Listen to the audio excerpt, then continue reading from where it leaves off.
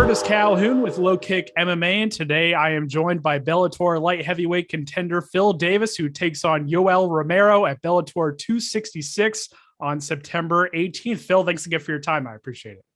Yeah, you bet. To start off, how has training camp gone so far for you, and what are your thoughts on your upcoming fight against Yoel Romero? Training camp's going good. Man, I'm pumped. I'm psyched for this fight. Yoel was definitely one of the guys who I was excited to hear had made the leap to Bellator. So it's an honor sharing the cage with him. Absolutely. What are some of the challenges that come with preparing for a guy like Romero when you never know if he's going to sit back and counter like in his UFC career, or if he's going to come forward and pressure? What are some of the challenges that come with that?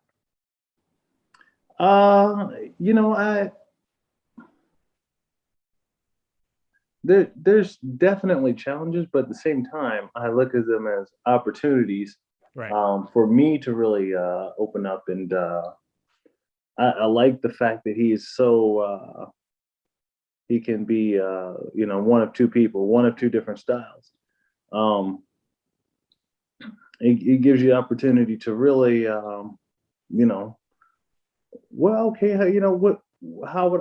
what would I like to do? What performance would I like to have? What moves would I like to, situations would I like to create, and just kind of go from there. Right, absolutely. And then dating back to your UFC career, you were always known as a grappler first, but your striking has really improved over time. Just kind of talk about your development in that aspect. Yeah, so I did a little wrestling, and so I'm kind of known as a grappler. Right. But truthfully, I think that just comes from being comfortable securing the takedown. Right. I'm comfortable securing the takedown first, and as often as I kind of, if I want to, and so that kind of makes me a grappler. But the truth of the matter is, I've been getting a lot more dangerous with my hands and feet, and I mean, it's exciting for me to watch myself grow into a more well-rounded fighter. So. Right. And how excited are you to fight in front of the fans again? Man, it's been a while since I've seen people. Right.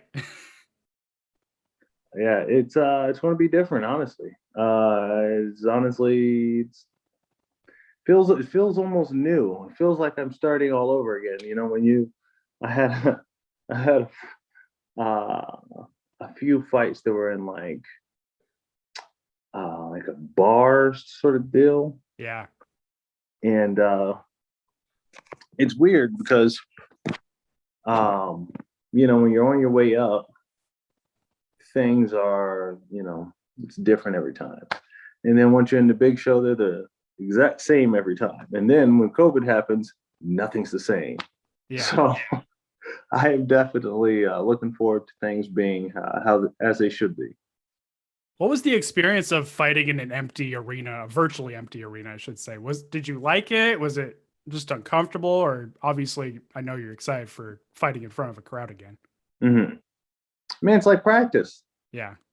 It's like practice. I mean, in terms of atmosphere, it's not like practice inside the cage. Right. Yeah. Inside the cage, nothing like practice. But on the atmosphere and the ambiance, a lot like practice. It's weird because I can hear my coach clearly. I can hear my coach. I can hear my opponent's coach. I hear everything. I hear the announcers. You hear everything. It's unusual. Absolutely. And how do you see the grappling exchanges playing out in this fight? Obviously, the two of you, as we mentioned earlier, have a lot of wrestling experience. Oh, well, I mean, I'm going to wrestle every fight that I'm in. There's never a fight where I say, "Oh, no, I'm just going to stand." Well, actually, no, there was. Yes, I did wrestle that guy. I was thinking, I fought Vinny Magahalis decorated jiu-jitsu black belt, but I didn't get into as many um, grappling positions, but I still took him down maybe 2 or 3 times. Just kind of secured the takedown, landed a couple of punches, and then let him back up. Right. So yeah, it's a part of my style. It's a part of who I am. So I'm going to go to wrestling first and always. And then where do you think a win over Romero puts you in the light heavyweight division? Obviously, it probably depends on how the rest of the Grand Prix plays out, but what are your thoughts on how the Grand Prix is going to finish here? Oh, man. I have no idea how that Grand Prix is going to play out. Yeah. And truthfully, I don't know where it puts me in terms of the rest of the division. But a big win is a big win. Yeah. A big win speaks for itself. So yeah, got to do the work. Absolutely. And outside of MMA, you have your own business, and I believe you're involved in real estate too, right? Oh, you do a little homework, do you? Yeah, I do. Do a little homework, do you? Absolutely. Very good. And yes. How important do you think it is for MMA fighters and athletes to, almost prepare for that next stage after you're done with fighting and competing? Well, I think preparation is a part of being an athlete. If you are only prepared for the task at hand, you may be underprepared. If my opponent got changed even this late in the game to someone else, I'm confident in whoever that is. You have to be able to. Oh, this is going to get cheesy, but roll with the punches. See what I did there? Yeah. Absolutely. Yeah, and so and because nothing is guaranteed in life, things happen. You must always be planting seeds, and you must always be working towards the next step. Right. Was real estate always something you were interested in, or was this something that kind of came up over time? No, real estate's always something I thought I would retire into, and it actually just had time on my hands, and I was like, might as well get going now. And it's been good. It's actually been really good, just to kind of get my feet wet and work with friends and family, kind of learn the ins and outs before I really kind of market myself and really try hard. I tell you where it's difficult is I don't right now. That's not my main focus. So it's good. I have a partner that I kind of work with, so it's good to be able to when people say, "Hey, well, can I, Phil, this is what I'm interested in." And it's good to be able to throw it off to him and say, "Actually, I'm preparing for an event right now. I'm going to pass you off to Keith. He's it's just good. It's good to have that, Yeah, you get that flexibility. Yeah, my guy Joe, he's a monster, man. He's an incredible guy and just brilliant.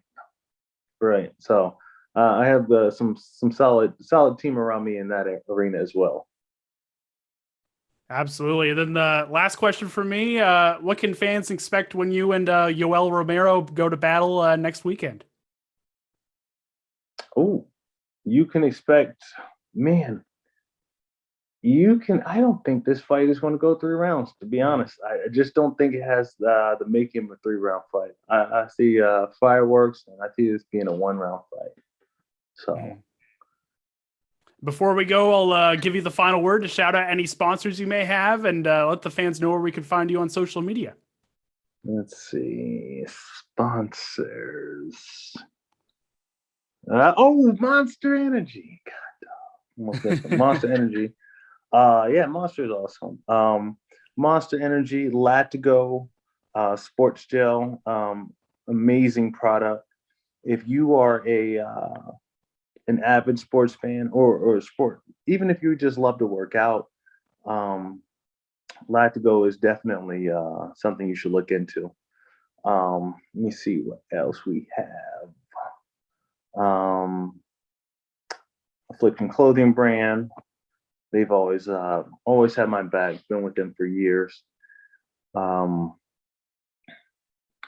Go Ministries, um, cool company I work with. They're out of Louisville, Kentucky, but they work mostly out of the Dominican Republic and Haiti. Super good organization to get involved in. So very thankful for them and the work they're doing. Absolutely. Well, Phil, thank you so much for your time, and we can't wait to see you fight. And I'm sure we'll talk to you again soon. Thank you so much. All right, thank you. I'll see you guys Saturday. Make sure to subscribe to the LowKick MMA YouTube channel for all the latest news, event previews, and interviews with some of the biggest stars in MMA.